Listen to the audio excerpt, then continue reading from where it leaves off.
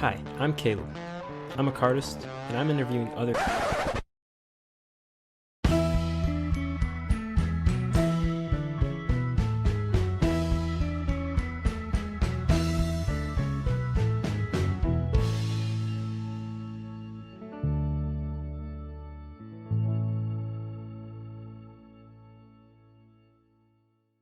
Hello, everybody. Welcome back to Cardistry Talk. This is episode 33, and today I'm joined by Leo Flores.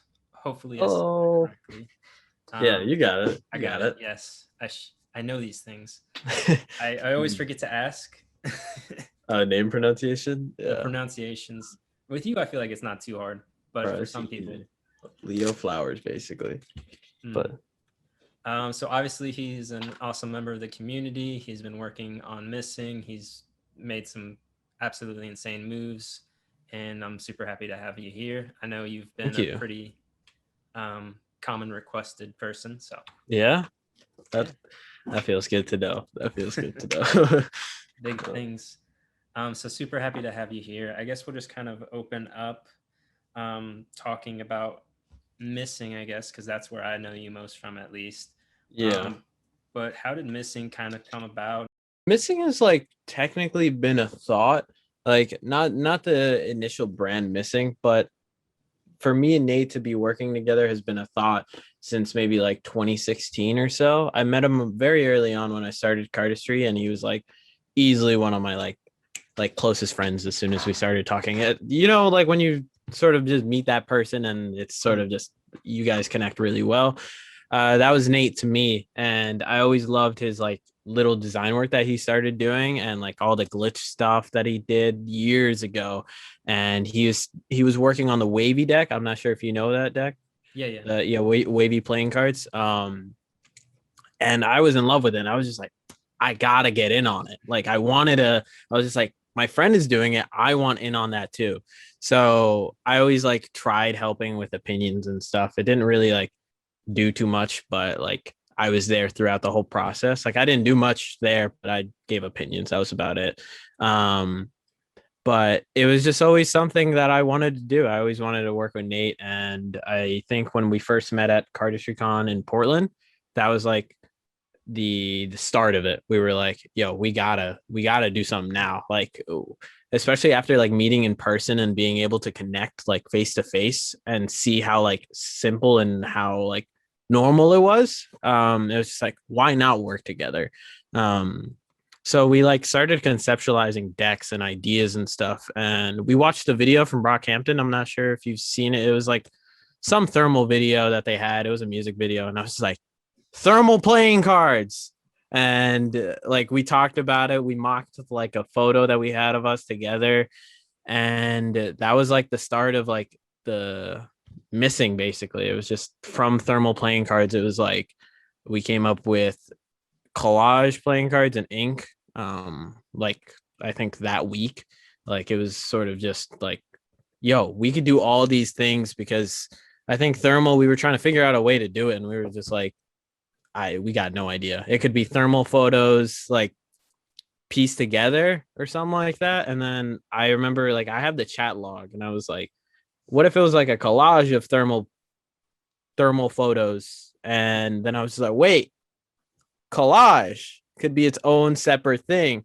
And then there was like this graffiti deck that I wanted to do at one point, and Nate had this really cool printer idea, like of like printing on blank playing cards, and it gives it this like cool like air cushion and stretchy effect, and that worked perfectly with the graffiti theme of ink. And it's just like everything happened so quickly with the ideas that it was just like, bro, we have to hit it. And the name missing came randomly because like we spent like a week trying to find a name, and Hmm. that was one of the options. I forgot the other options, but that one was easily the best one. And yeah, I guess the rest is history. Rest is history. You know. I really enjoy. I picked up the collector's case. Yeah, I saw your video. I loved it. Oh, thank you. Loved the video. And like, I really enjoy the collage and the thermal, but I don't want to take Mhm. them out of the case, you know. Oh yeah. Because then it just feels empty. But I do really, I feel like I really enjoy what you guys are doing, specifically that like it's I don't know if it's really focused on cardistry, but it's clear that like obviously like 52 backs on a thermals aren't like you can't use that for magic Magic, really and yeah. stuff like Hmm. that. But I like seeing you guys and with the inks that they're all black on the front faces, Yeah. stuff like that. I really enjoy that as a cardist because I'm a cardist. You know, I don't do Hmm. magic. I collect, but not really. It's more so to use. So I Yeah. really love what you guys are doing in that space and making stuff that's like more so geared for cardistry, Thank you. and everything that's like super unique that you guys have made so far. The three. Yeah, it's almost like we saw like a space that needed to be filled.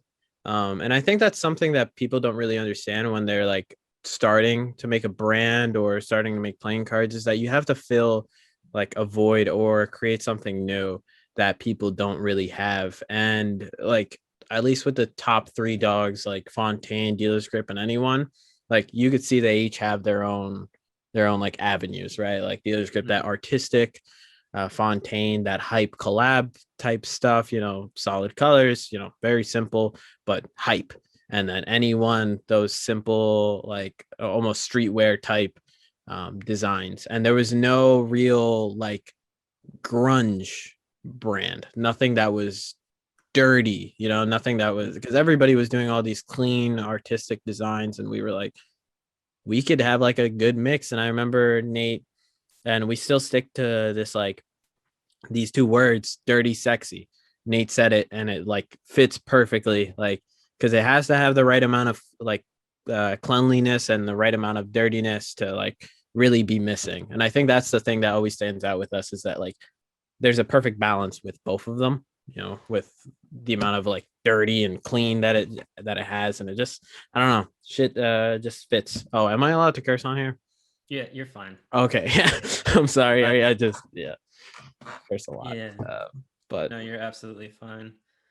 Um, and yeah, like you said, with filling a void, I mean, I think this like one of the first rules of business is like you have to make somebody want something that they didn't know they wanted. mm-hmm, Um, exactly. and that's kind of how I started this whole talk show as well, and podcast Yeah. series. Just seeing something that wasn't there and trying to make something. So it's really cool that you guys did that. Um, Obviously, you've made a lot of videos and um, cardistry performances around Mm-hmm. missing. One common question that I ask almost everybody, which is always interesting to hear because everybody has a different opinion on it, is the creative process, obviously. So if you go down to sit down to make a move, I can't talk. Mm-hmm. If you even sit down to make a move, what's kind of the process, or does it just kind of happen naturally or randomly? So as of recently, I stumbled upon a new sort of creative process that I like fell in love with, where I've always had this idea where if I was able to conceptualize a move in my head, or at least think of a type of move I wanted, and then be able to put it into like the actual cardistry, that is what I wanted to do. And for the past year and a half, something like that, I've been able to do it. And it's very strange because it doesn't really make too much sense. But I would see a move like, say, like Oliver has like I don't know his names, but say I see an Oliver move. I'm like, okay, I want this kind of move. Like, obviously, not the same mechanics or something, but something along in that range. I'd be able to sort of think of like motions in my head of like what it could do, and I start working on it. Like, and I have like a whole, like, not a list, but like a mental note of like different mechanics, different openers, and stuff that I stumble upon with just like playing around. And I use that to my advantage when it comes to creating things, So I would be like, okay, let me start with this opener to get to what I want. And then I would just either stumble upon the next motion or use previous mechanics that I've had before, steal from other people, steal from myself from previous works, anything that works, anything that fits, that makes it better, that makes it good. I'll take it and apply it, and I'll just work my way up. Sometimes it's like I'll work from the middle back and forth, or closer back, but it's usually from like the opener to the end. But yeah, creative process is a very like weird thing because it's very I don't even know, personal, I guess. Like recently it's been very like therapeutic for me, like to create moves. I'll do it just because I need some sort of like emotional release or creative release that I'll do it for myself, especially with the new video that I've been planning. Like all these moves have like such a close place to my heart that like they're literally the best moves that I've made so far. So it's very like that video is going to be very personal, but creative process is like a really personal thing, I think. But I feel like it's always going to be changing for me. I don't know. Hmm. But yeah. Yeah, it's always flowing in different ways. I know that I've asked this, I don't know how many times now. I guess I've done 33 episodes. I know I haven't asked everyone, but I feel like everybody always has something a little bit different. Yeah. So I find it fascinating to hear people's processes. Um, I know when I was talking with Sib, he said like he explained like it's kind of like a bucket of creativity, and like every once in a while it overflows and then it slowly builds back up. Yeah. I think like previously, like before I stumbled upon this creative process, I would always just be like, I gotta make a move, and I would like sit down and do like a mixture of hand thinking and head thinking, like where it was just I would play around with stuff until I found a mechanic that I wanted to use, and then I would go into like, let me make this mechanic good, and then structure it around a good move.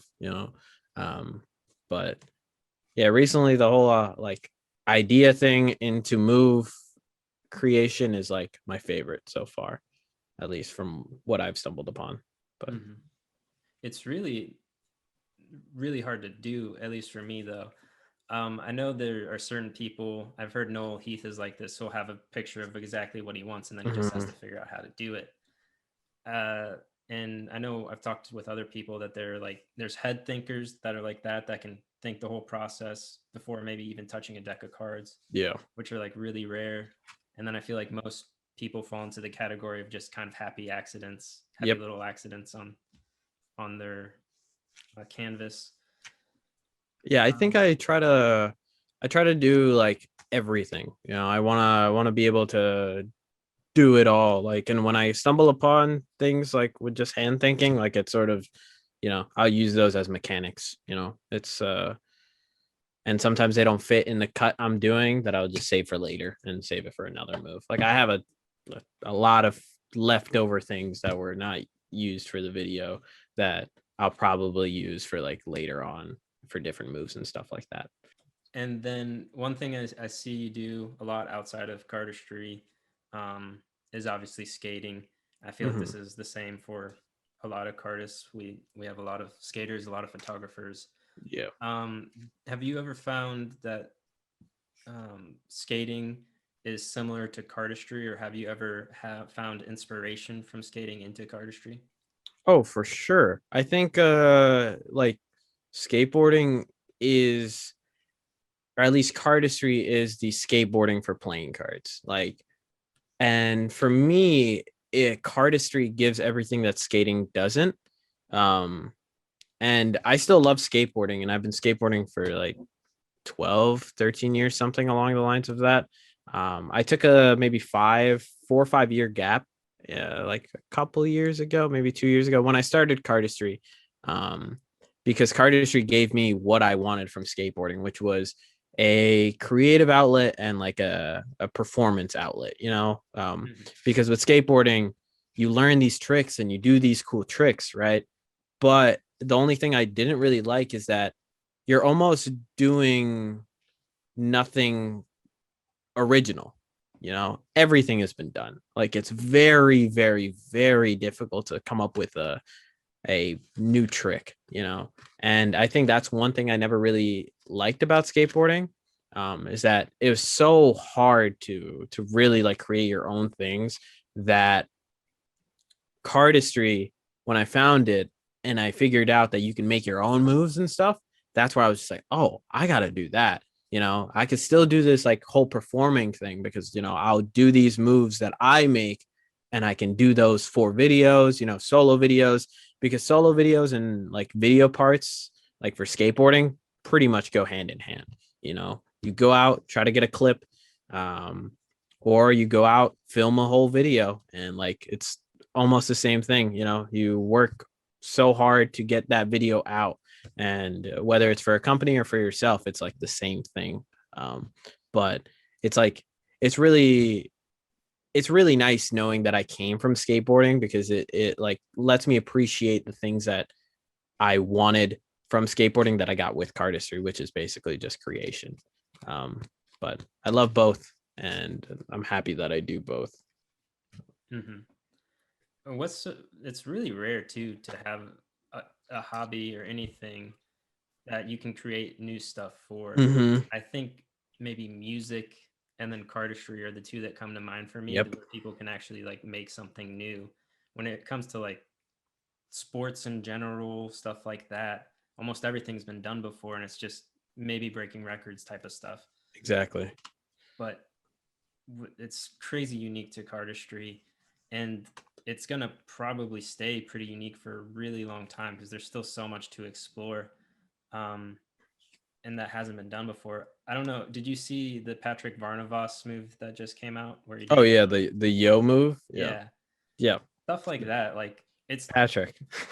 it's crazy, but it Yep. like it's definitely within the realm of possibility, and someone else would have found it eventually. Oh yeah, for sure. um but I really don't think we're ever gonna come to like a point where we're like done making moves, making new things, because there's an endless amount of combinations, like even with just packet cuts, like that's gonna be infinite, like it's like music. Yeah, we'll like sample things and we'll steal from other artists, but it'll be new. Most of the music we listen to now is all recycled material from like Mm-hmm. years ago, but it's still new. And I feel like that will be what cardistry is at some point. Like right now we're still figuring out new mechanics and all this new things, but maybe in like what, 20, 50 years, if cardistry still a thing, it'll probably just be like, oh, I stole that from Leo Flores 50 years ago, like Mm-hmm. um, music and cardistry has always been like a hand in hand type thing with me, especially with creation, like, because it makes so much sense, like the free flowing possibilities you have with music and cardistry are pretty much exactly the same. You can almost see like a song in a move, or at least I can like see a song in a move. And I remember when I was trying to explain creation to a few of my friends who make music, I try to put it in terms of music, because people hate saying that there's rules to cardistry because there really isn't. But like with anything, there's things that make things better and make them worse, like in terms of music, having correct like a correct tempo on things, having like the right chords. If you play incorrect chords, that's gonna not sound as good as something that was correct. um but there's rules to everything, but you sort of just got to learn them and then be able to break them later on. I know a lot of people try denying it, saying that cardistry has no rules. There isn't things that you have to do, that you can't do. But I like to believe there's things that really do worsen your cardistry, especially with like creative stuff. Um, like what could I say? Packet balance, or I don't even know if that's the right way to say it, but like the amount of movement each packet deserves and Mm-hmm. gets like within a cut. Dead packets. Yeah, dead packets, like they they really mess up a cut. And that's just one example of like a quote unquote rule or a guideline almost, like which could be related to like a messed up chord, like because that's what it is. But you could probably figure out what makes that bad and then turn that into something good, use a dead packet as an advantage, like, but in order to do that, you sort of got to learn these like little things. And I've always figured that everybody has their own little rules that they create. And I think most of my friend group like has very very similar rules, and we never spoke about like, hey, we should not do this or not do that. It's something that we just stumble upon because it's anything creative you figure out what is good and what is bad, you know. And I don't know, music cardistry, same, different, but Mm. yeah. So usually I post on my Instagram and Discord as well, asking questions from the viewers of what they would like to hear. Mhm. I know a common one that I had seen from other people was just people wanting to know how they could potentially take their cardistry to the next level when it comes to either creativity or showing off their moves. So I don't know if you have any tips in that regard.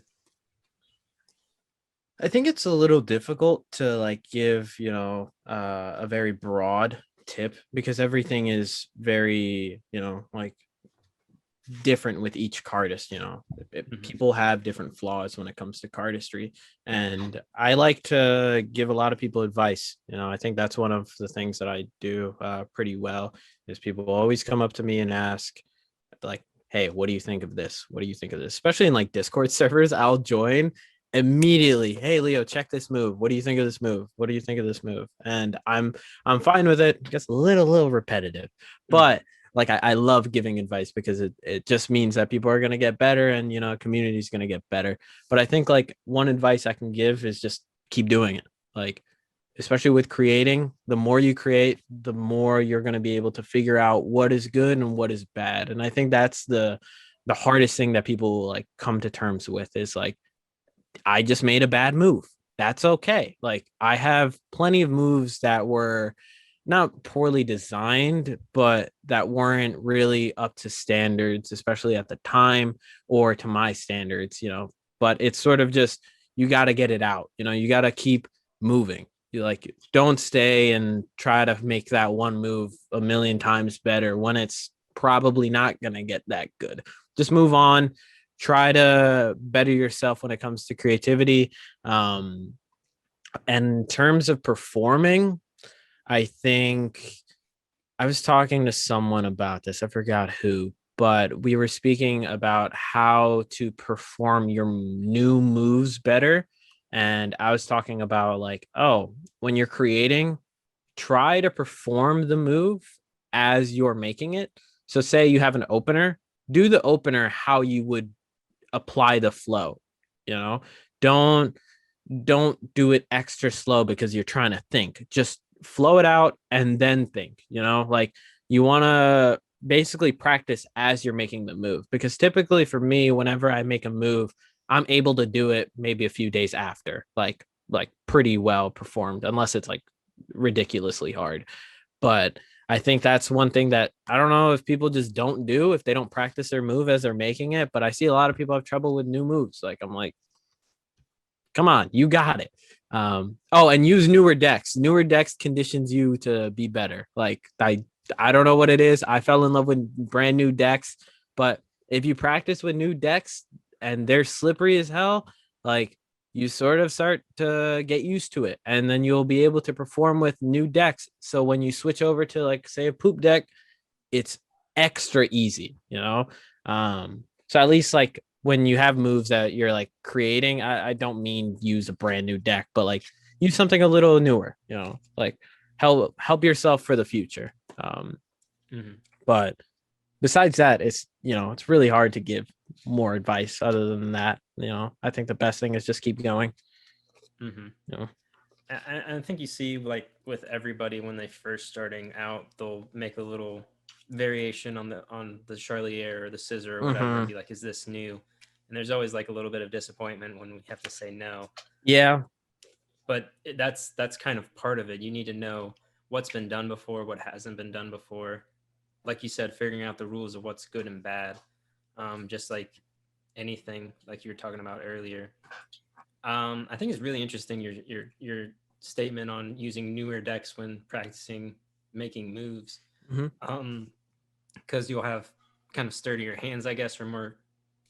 I guess you sturdier hands you'll is the be better able word. to like contain the packets better, because they're newer, so you'll have to like utilize your fingers better, if that makes sense, because they're going to be slippery, so you'll have to figure out how not to get them slippery, and that will just increase your packet handling and stuff.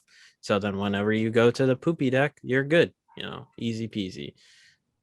Yeah, that's something I've never really thought about. So I think that's pretty cool. Try it out. I, I I'm pull out the hardest move with a brand new deck. You I got love it. poop decks though. They're so comfy. I hate poop decks so Really? much. Yeah, I typically will like open up a brand new deck as soon as like a or like a deck starts clumping a little bit. Mhm. Yeah, I'm not a fan of that. Oh, Yeah. hey, I thanks. like having the comfort of not being afraid of messing up the card because it's Mm-hmm. already kind of messed up. Yeah, I get that. Um, Um, and I I also guess find I'm like, in a yeah, okay. I guess I'm in a situation where I don't really care too much about my decks, like because I make a few decks, so I got some. like yeah, I got some on reserve, so it's like I don't care too much if they get messed up. Yeah, But I'm getting to that point too, where I got too many yeah, new decks that I haven't even touched. Like, yes, what's the point of having them if you don't use them? exactly, exactly. Use your cards, people. Use your cards. When it comes to like video making, do you have any suggestions there when it comes to like style or just recording in general? I'll give like very simple tips that people forget. Okay, so when it comes to video, it's not 100% about the cardistry. Like, and people know that, but they don't really pay attention to it, especially when you're making your first few videos. Your outfit, right? Like, may seem stupid, but it matters. You can't try to make a quote unquote professional video if you're wearing like swim trunks and a SpongeBob t-shirt, like it just doesn't work. Like, you want to not compliment the deck. You could compliment the deck. I did that for my CCC round one. I wore a red, white, and blue shirt for the 6006 deck, and Mm. it like fit perfectly. But you want to be able to wear something that isn't clashing or complements the deck, um, because that just, colors, everything matters with video. Location is very important. What style of video you're going for depends on the location, or vice versa. Whatever style you want, pick a location that fits. Music is really important. I think like an unwritten rule that people have in the community is don't use a song that has been used in a video Mm. before.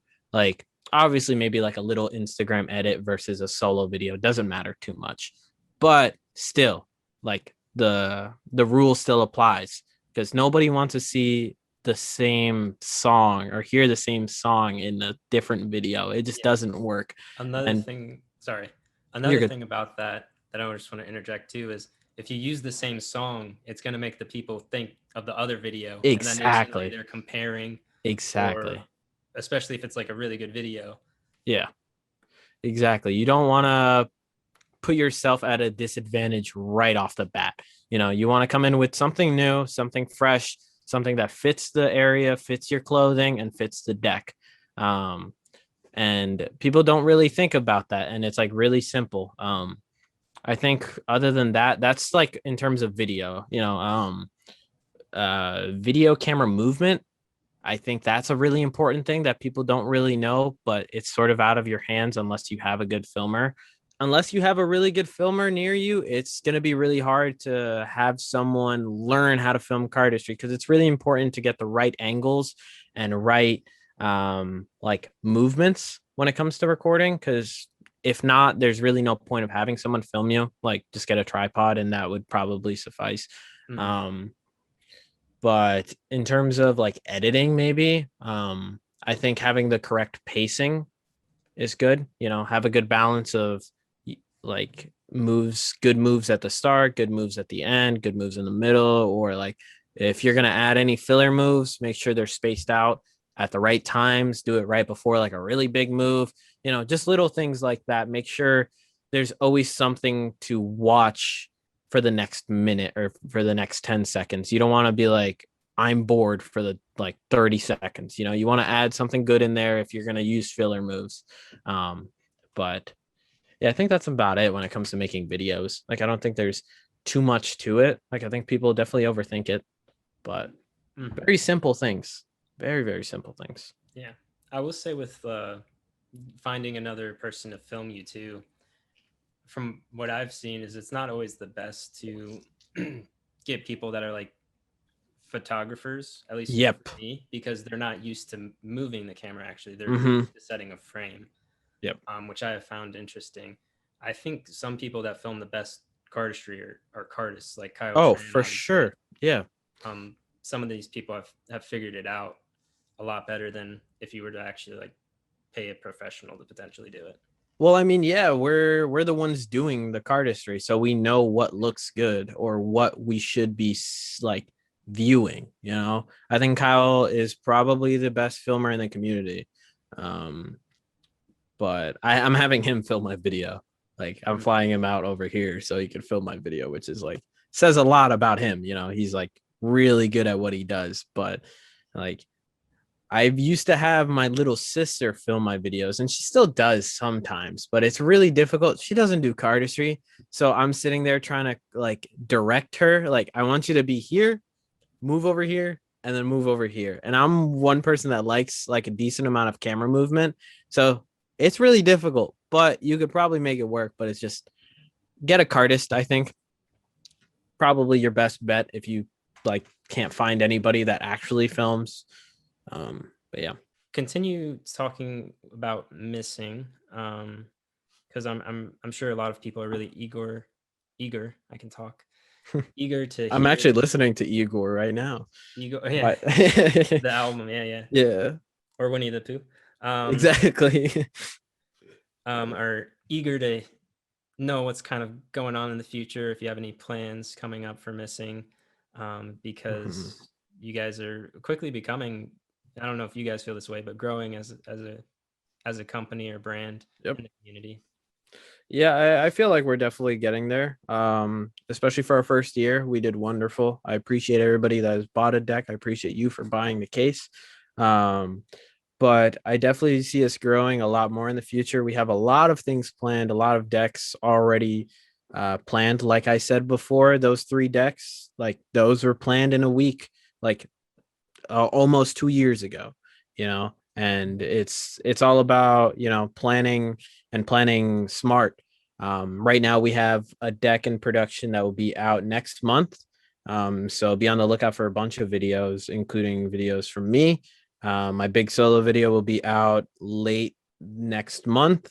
Above the radar, if you guys don't know, it'd be like almost a sequel to my like initial video under the radar. Mhm. um but that will be with our new deck, data bin playing cards. We released the title and the golden ticket photo that we've Okay. dropped. And actually, a funny thing is, 4 tickets have been found out of the 5. I don't know who has the final one. It's been a long time, and someone still has not claimed the final ticket. I don't know if they just haven't opened up the box, which It could doesn't be a make any sense. reseller too, though. Or Could be, which is really that. That would be crazy. Imagine like a couple months down the line, like someone gets the golden ticket in a resold case. That'd be really crazy.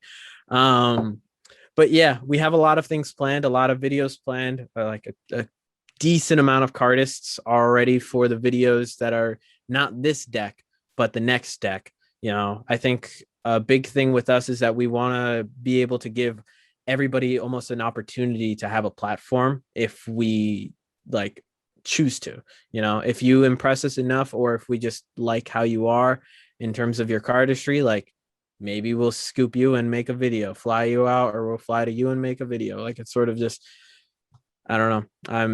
I'm really, I love the whole idea of like a brand coming to you and like being like, hey, do you want to make a video with us? Because it's Mhm. like it's how I got my start, you know, like my big start, I guess, because anyone sort of just randomly asked me if I wanted to make a video, and that was crazy. But I want to be that for like more people, you know, especially like we've put out 9 videos in the past year, which is a lot of videos, and like had what 7 cardists like featured in them, and that's a lot of people. That's a lot of solo videos, a lot of different things. But Mhm. um, you know, other than that, you can see more clothing. Definitely a lot more clothing. If you guys are interested in clothing, we'll be dropping like the hoodie that we teased next month as well, and then with a few other items as well. But I think that's about it for missing for at least next year. Like just more decks, more videos, Mhm. bigger plans, I guess. more cardistry. Um, and I know people have been asking about tutorials and stuff, but it's just so difficult to try to find like a right way to make tutorials since they're so weird right now because everybody's sort of doing those demos and it's sort of weird just to try to find something that fits the brand. But I'm sure as soon as we find it, we'll do some tutorials and stuff for everybody because I got moves to teach and I'm sure people would be down to learn them. But yeah, for sure. So plenty of stuff to look forward to. At the end of the show, I like to do what I call the rapid round of questions. That's just 3 minutes of trying to answer as many questions as possible. Woo. Okay. So I am ready. I hope. All right. So starting the timer, spin the wheel. Coke or Pepsi? Pepsi. Cats or dogs? Both. If you could add any word to the dictionary, what would it be? Dead packets. No, that's already words. Cardistry. Oh wait, cardistry. That's not in the dictionary. There you go, cardistry. There you go. That's like everybody's answer. Yeah. Have you ever broken a bone? Sprained a few bones. If an actor portrayed you in a movie, who would you want it to be?